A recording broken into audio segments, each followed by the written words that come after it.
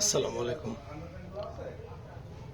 মাননীয় প্রধানমন্ত্রী জনাব তারেক রহমানের উদ্দেশ্যে বলছি, আপনার মন্ত্রিসভার দুই একজন মন্ত্রীর কথায় আমার বাবার শোনানো একটা গল্প মনে পড়ে গেল। কেউ বিরক্ত হবেন না। গল্পটা এরকম: একটা রাজা শিকারে যাচ্ছিলেন। রাজার পরিচিত একদম সাধারণ একজন মানুষ রাজাকে নিষেধ করলো যে তুমি আজকে যেও না।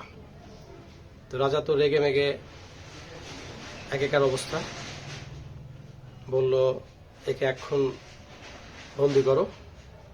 তাকে বন্দি করে রাজা যথারীতি শিকারে গেল। কিন্তু দুর্ভাগ্যবশত প্রচন্ড ঝড় বৃষ্টি, রাজার আর শিকার করা হলো না। সে ফিরে আসলো।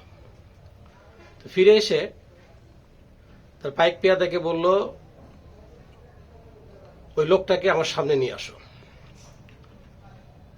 তো ওই বন্দিটাকে রাজার সামনে নিয়ে আসা হলো।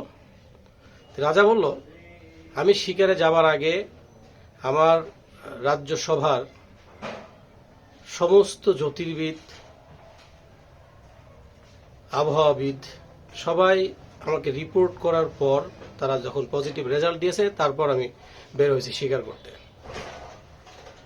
কিন্তু আমি দেখলাম যে আমার কথা না, তোমার কথাটাই ঠিক হলো, তাদের সবার কথা মিথ্যা প্রমাণিত হলো।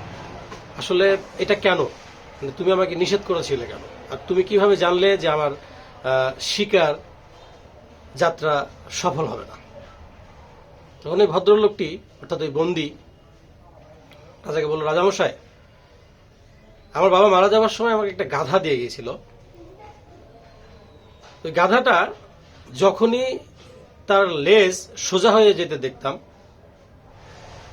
সেদিন মাস্ট বি বৃষ্টি হতো।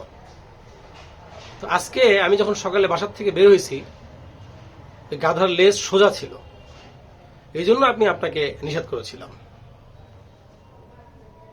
তো কথিত আছে, তারপর থেকে রাজামশাই তার সমস্ত রাজসভার সবাইকে বিদায় করে দিয়ে ওই গাধাটিকে সে জায়গায় বসিয়েছিলেন।